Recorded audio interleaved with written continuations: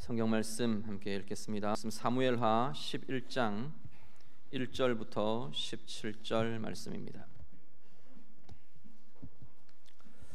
구약 성경 478쪽입니다.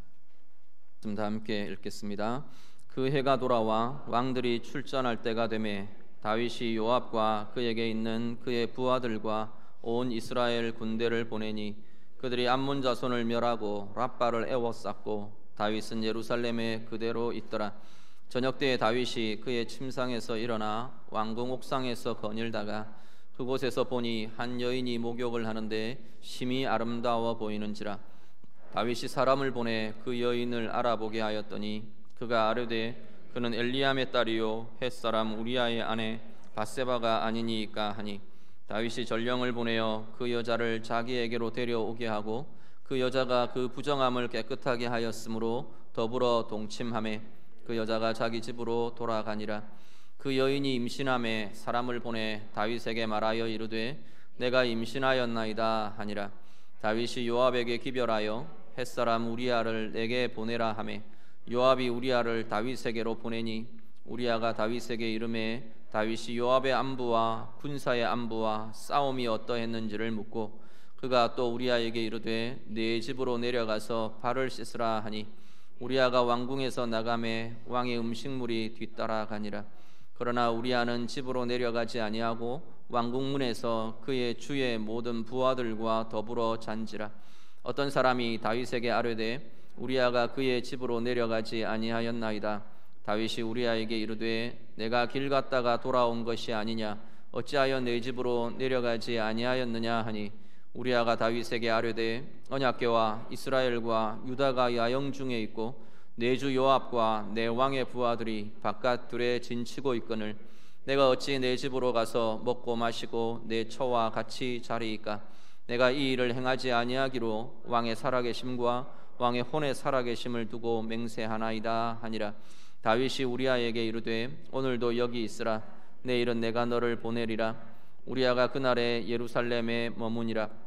이튿날 다윗이 그를 불러서 그로 그 앞에서 먹고 마시고 취하게 하니 저녁 때에 그가 나가서 그의 주의 부하들과 더불어 침상에 눕고 그의 집으로 내려가지 아니하니라.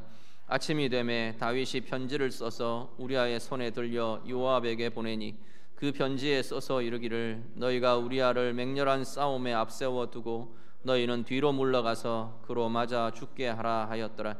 요압이 그 성을 살펴 용사들이 있는 것을 아는 그곳에 우리아를 두니 그 성 사람들이 나와서 요압과 더불어 싸울 때 다윗의 부하 중 몇 사람이 엎드러지고 햇사람 우리아도 죽으니라. 아멘.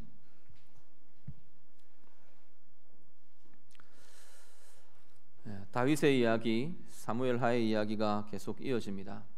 오늘 본문의 다윗은 다윗의 생애 중에 가장 안정된 시기가 오늘 본문에서 진행이 됩니다.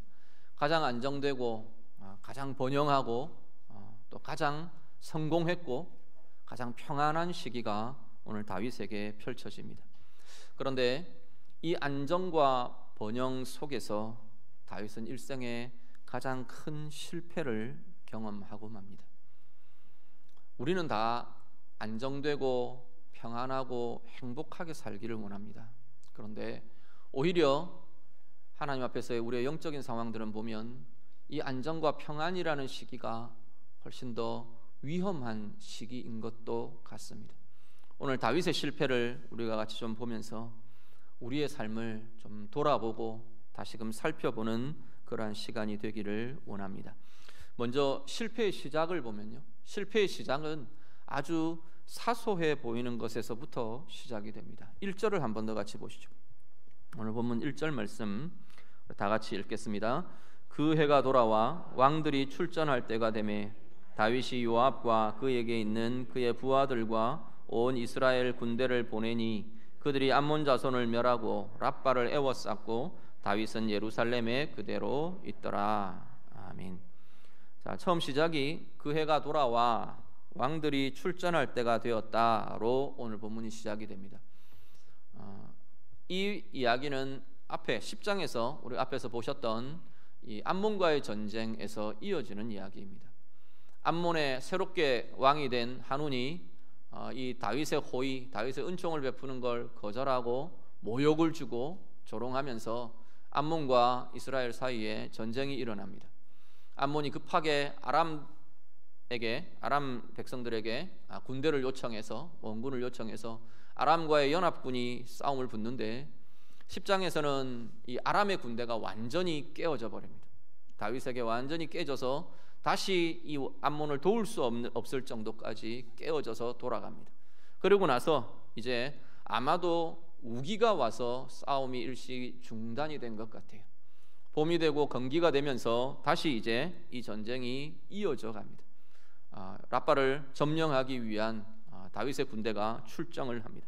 근데 문제는 이 표현들입니다. 1절 맨 앞에 보면 왕들이 출전할 때가 되어 라고 표현을 합니다. 이 시대의 전쟁은 사실 비겁하고 막 이런 군주, 이런 왕들이 아니면 왕들이 앞서서 행하는 것이 백성들의 사기를 돋우고 군대의 사기를 돋우고 자기들의 군사 전쟁을 효과적으로 진행할 수 있는 힘이 되는 걸 보게 됩니다. 말씀을 같이 한번 보시죠. 사무엘상 8장 19절과 20절 말씀. 사무엘상 8장 19절 20절 같이 읽습니다. 백성이 사무엘의 말 듣기를 거절하여 이르되 아니로소이다.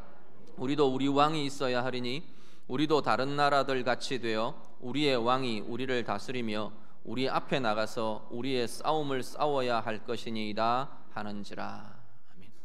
이스라엘 백성들이 사무엘에게 가서 왕을 구할 때, 왕을 요구할 때 우리 이런 왕을 기대한다 그러면서 사무엘에게 이야기하는 겁니다. 왕에 대한 기대들, 왕의 역할, 당연시되는 역할이 우리 앞에 나가서 싸움을 싸우며 행하는 것, 독려하고 앞장서주고 그래서 대적들을 이기고 승리하고 그런 왕을 구한다라고 요청을 했습니다. 왕의 당연한 직임, 당연한 역할로 인식되어 있는 그러한 시기들입니다. 그런데 오늘 본문에 보면 오늘 본문의 다윗은 이 자리에서 빠져 있습니다. 왕이 서야 할 자리에서 다윗이 빠져 있습니다. 물론 지금 이 상황들이 얼마든지 우리가 이해할 만은 합니다. 군사적으로 든든하고 요압이라는 믿을 만한 장수가 있고 왕이 안 나가도 얼마든지 승리를 거둘 수 있고 강력한 군사력과 여러 가지 부분에서 다 갖추어진 이 시기에 굳이 왕이 출전해야 하느냐?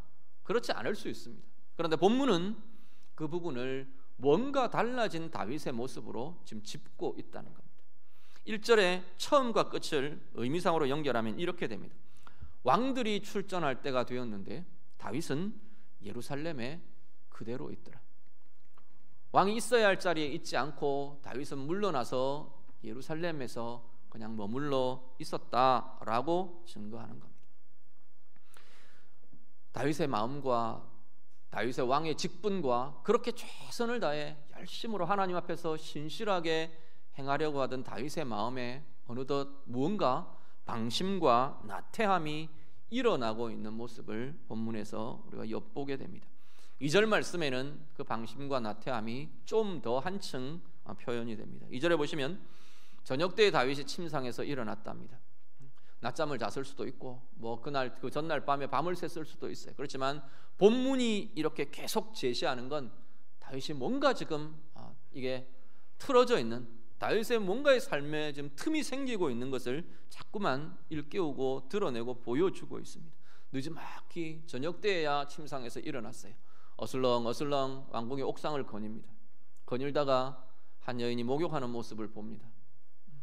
그리고는 주변의 사람들에게 저 누구냐 묻습니다. 이 모습이 앞에 1절에 지금 전장에 나가서 싸우고 피를 흘리며 생명을 내어놓고 있는 이 군대의 이 싸움과 이 전쟁과 다윗의 모습이 묘하게 대조를 이룹니다. 백성들은 죽음의 자리에, 전쟁의 자리에 내보내놓고 자기는 지금 왕궁 옥상에서 여인의 모습을 보며 음욕을 품으며 희롱하며 그런 지금 모습으로 남아있는 왕의 모습이 비추어지게 됩니다. 우리의 삶에 어떤 상황들, 특히 이 죄라는 것은요, 우리의 방심과 우리의 나태함을 틈타고 들어오는 것을 보게 됩니다. 특히 하나님 앞에서 우리의 영적인 방심과 영적인 나태함은 죄가 틈타고 우리의 넘어지게 하고 걸려 넘어지게 하는 틈과 이 올무들이 거기에서 생겨나게 되는 것을 보게 됩니다. 오늘 우리의 삶에, 내 자신의 삶에서, 삶의 자리에 이런 나태함과 방심의 자리들은 혹시 없는가, 우리 자신들을 좀 돌아보실 수 있기를 바랍니다. 특별히 하나님 앞에서 내 영적인 삶, 영적인 상태에서 방심과 나태함들은 없는지. 우리는 다양한 이유들이 있습니다. 삶의 핑계도 있고요, 여러 가지 분주하고 바쁜 일상의 이유들도 있고요, 육신의 약함의 핑계들도 있고요. 하필 또 우리 주님이 그런 말씀까지 해주셔가지고 마음은 원이로되 육신이 약하여, 주의 말씀으로 핑계하기도 합니다. 그렇지만 이 방심과 나태함의 자리가 우리가 걸려 넘어지는 가장 첫 출발의 자리가 된다는 것을 기억하실 수 있기를 바랍니다. 예배의 자리, 말씀의 자리, 기도의 자리, 또 다양하게 하나님이 맡겨주신, 우리에게 부탁하시고 맡겨주신 자리들, 이건 교회 안에서만이 아니라 가정에서, 삶의 자리에서 하나님 맡겨주신 역할을 감당해야 할 그 자리들에 그냥 익숙하기 때문에 방심하고, 잘 많이 해왔기 때문에 그냥 나태해지고 편하게 그냥 대하고, 그런 모습들이 우리들에게 없는지 다시금 돌아보며 새롭게 결단하고 새롭게 변화하고 새롭게 힘을 내는 복된 은혜가 우리 모두에게 있으시기를 간절히 바랍니다. 다윗의 실패의 모습에서 또 하나 우리가 보게 되는 것은요, 하나님이 집요할 만큼, 집요해 보일 만큼 다윗의 죄를 숨기지 못하게 하신다는 겁니다. 다윗이 은밀하게 바세바와 간통합니다. 누가 이거 대놓고 사람들에게 알리면서 선전하면서 그렇게 하겠습니까? 은밀하게 불러와서 간통을 했어요. 관계를 가졌어요. 돌려보냈어요. 바세바에게서 소식이 옵니다. 내가 임신을 했습니다. 소식이 옵니다. 오늘 본문에 보면, 본문 8절에 보면, 8절이 아니라 우리 앞에 4절을 보면, 그 여자가 그 부정함을 깨끗하게 하였으므로 더불어 동침했다, 이렇게 좀 표현을 합니다. 부정함을 깨끗하게 한다는 이야기는 생리가 끝났다는 겁니다. 월경이 끝났다는 이야기입니다. 그 이후에 관계를 가졌는데 임신을 했어요. 그러면요, 다윗의 악이란 이야기입니다. 어떻게 빼도 박도 못할, 핑계도 할 수 없고 부정도 할 수 없는 상황으로 하나님이 몰아가십니다. 내가 임신했습니다. 소식이 옵니다. 은밀하게 숨기려고 하는 이 다윗에게 바세바의 임신으로 인해 숨길 수 없도록 하나님께서 드러내어 버리십니다. 할 수 없이 다윗이 우리아를 불러 올립니다. 전장에 있는 우리아를 급하게 요압에게 이야기해서 불러 올립니다. 8절에 보시면 불려 올려온 우리아에게 다윗이 내 집으로 내려가서 발을 씻으라 명합니다. 이 발을 씻는다는 표현은 남녀가 성적인 관계를 갖는 것을 완곡하게 표현하는 표현 중에 하나입니다. 내려가서 아내를 만나고 아내와 좋은 시간 가져라, 이런 정도입니다. 그런데 이 우리아가, 이 충직한 우리아가 그것을 거절합니다. 자신의 상관인 요압이 지금 전장에 있고 자기의 전우들이, 동료들이 전장에서 피를 흘리고 죽어가고 있고, 그래서 나는 나 혼자 편안하게 집에서 쉴 수가 없습니다 라고 우리아가 거절을 합니다. 우리아의 이 충직한, 우직한 충정이 다윗의 죄를 숨기지 못하게 합니다. 다윗은 우리아가 내려가서 아내와 이렇게 잠자리를 같이 하고, 그러면 그 아이가, 생겨난 아이가 우리아의 아이다 라고 덮여지기를 원했어요. 하나님은 그 일이 일어나지 못하게 합니다. 8절과 11절에 이 우리아의 고백, 8절부터 쭉 이어지는 다윗의 우리아에게 계속하는 이야기들과 11절의 우리아의 고백은 뚜렷하게 대조가 됩니다. 다윗이 계속 이 비굴하고 비겁한 모습으로 계속 모략을 꾸밉니다. 모사를 행합니다. 그런데 우직한 우리아는 단호하게 거절합니다. 충성됨과 성실함으로 거절을 합니다. 하나님이요, 하나님은 다윗의 죄를 숨길 수 없게 하십니다. 자꾸만 드러나게 하십니다. 덮어놓을 수 없도록, 그냥 그거 덮어놓은 상태에서 머물러 있지 못하도록 들추어내고 드러내고 나타나도록 하나님은 계속 찔러 들어오십니다. 다윗은 시편에서, 다윗이 여러 시편들을 썼는데 시편에서 이 하나님 앞에서 이 죄를 드러냄, 고백하는 것들에 대해서 이렇게 고백을 합니다. 시편 32편을 같이 한번 보시죠. 시편 32편 3절에서 5절 말씀 같이 읽습니다. 내가 입을 열지 아니할 때 종일 신음함으로 내 뼈가 쇠하였도다. 주의 손이 주야로 나를 누르시오니 내 진액이 빠져서 여름 가뭄의 마름같이 되었나이다. 내가 이르기를 내 허물을 여호와께 자복하리라 하고 주께 내 죄를 아뢰고 내 죄악을 숨기지 아니하였더니 곧 주께서 내 죄악을 사하셨나이다. 아멘. 하나님께서 하나님의 사람들의 죄가 드러나게 하시는 중요한 이유는 창피를 주고 이 녀석 네가 잘못했으니까 이렇게 수치를 좀 당해라, 모욕을 주고 이렇게 그러시려고 하나님이 죄를 드러내고 하시는 것은 사실은 아닙니다. 거기에 중요한 주된 목적이 있지 않다는 겁니다. 진짜 중요한 하나님의 목적은 거기서 벗어나게 하는 겁니다. 사람이 죄를 품고 있으면 그 죄의 지배 아래에 머물게 됩니다. 허물을 품고 있으면, 약함을 내가 품고 덮고 간직하고 있으면 그것의 지배가 나타납니다. 그것의 지배는 죄의 지배는 뭔데요? 죽음의 삶입니다. 죄의 다스림, 죄의 지배, 죄의 결과는 결국 죽음의 모습입니다. 오늘 32편, 시편 32편에서 다윗이 스스로 고백하고 있는 그 내용 그대로입니다.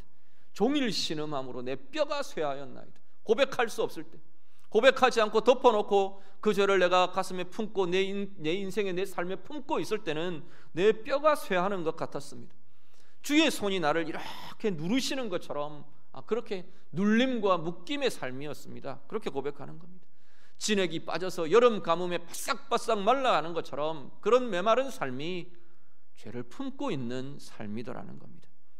그런데 그걸 하나님 앞에 드러내게 하십니다. 하나님께서 고백하게 하시는 거예요. 하나님 앞에 감추어 두지 못하도록 고백하고 그 죄가 다루어지도록, 그 허물들이 다루어지도록 하나님은 요구하십니다. 그게 고백될 때 하나님 앞에 꺼내 놓아지고 고백되고 하나님 앞에서 다루어질 때 다시금 생명의 역사가 그 안에서 시작된다는 겁니다. 여름 가뭄에 말라 비틀어진 것 같은 그 바싹바싹 말라가는 영혼에 다시금 생기가 돌고 진액이 채워지고 푸르름이 회복되는 은혜가 그곳에 비로소 나타나게 된다는 겁니다.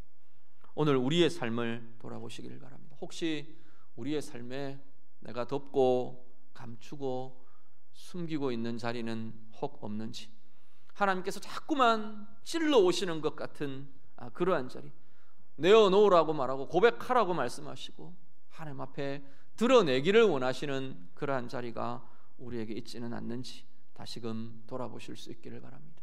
죄의 자리요, 더 확장하면 허물과 약함의 자리이기도 합니다.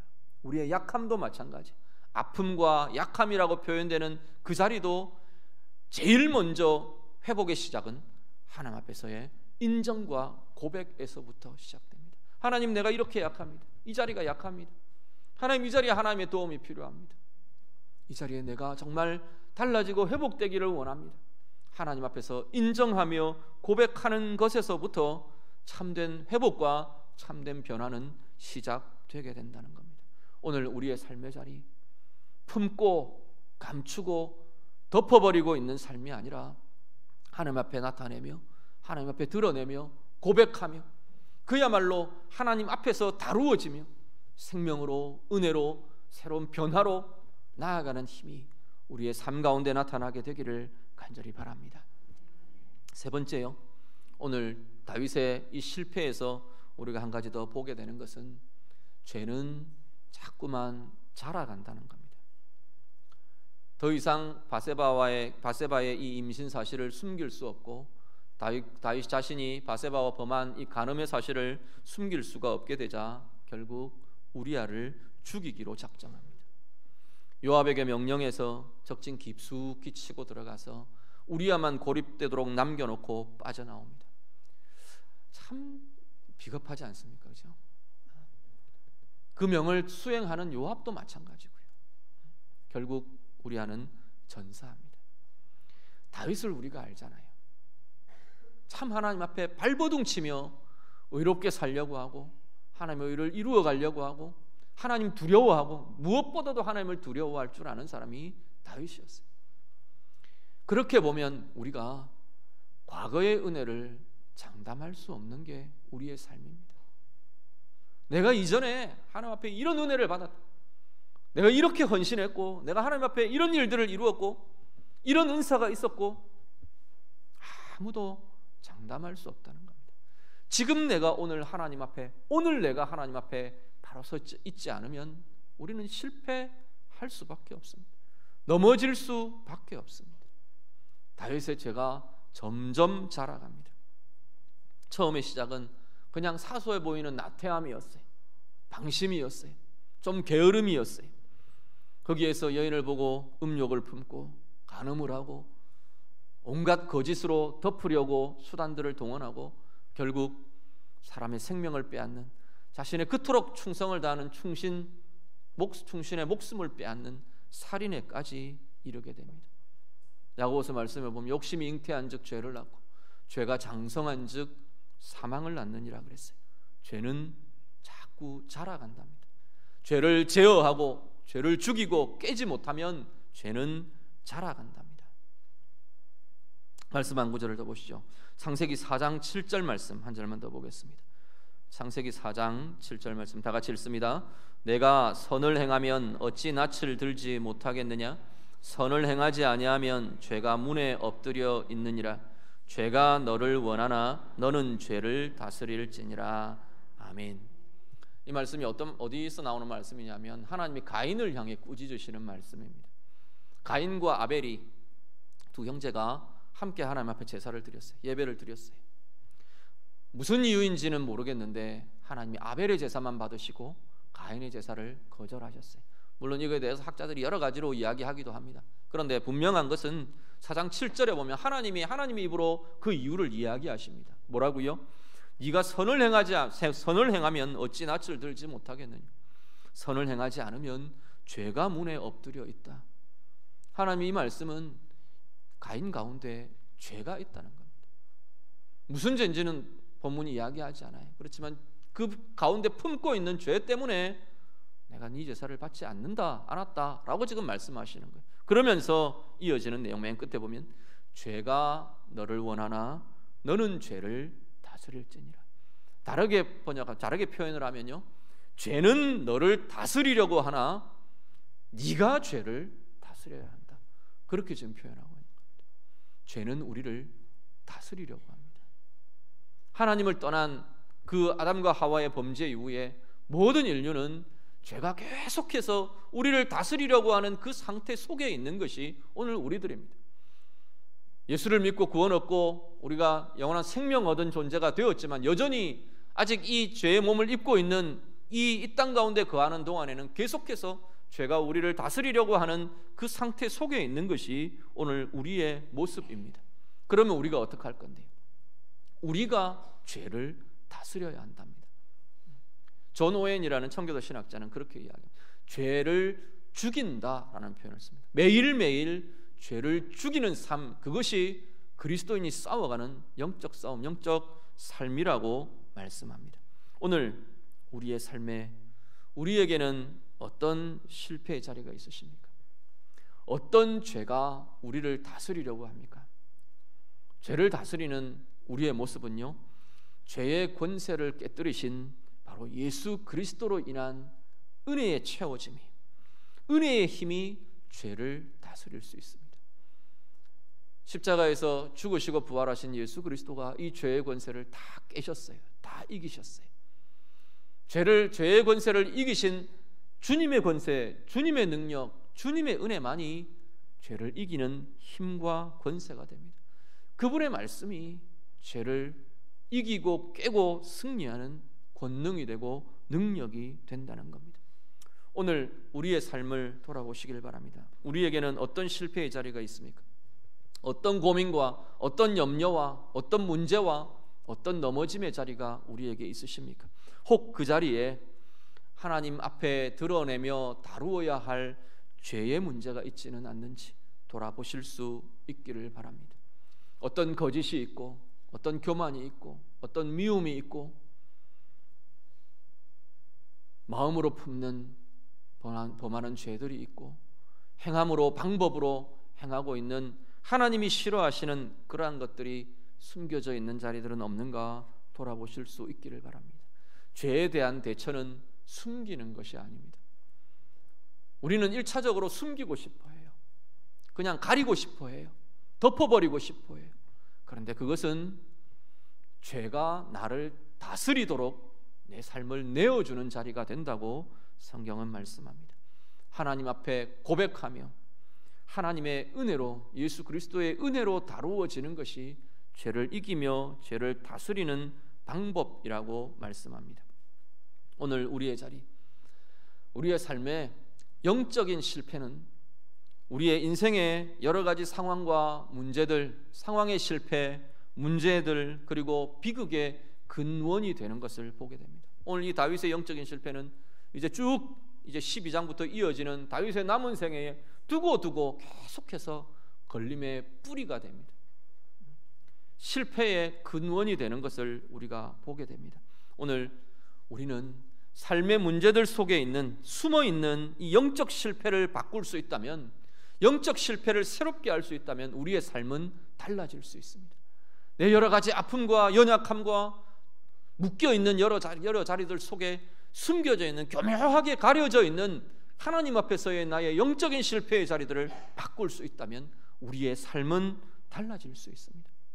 오늘 우리의 삶이 하나님 앞에서 이 영적 실패의 자리들을 깨달으며 발견하며 하나님 앞에 내어놓고 다룰 수 있는 은혜가 우리에게 있으시기를 간절히 바랍니다. 영적인 실패를 다루는 방법은 두 가지입니다. 오늘 본문이 이야기하는 두 가지.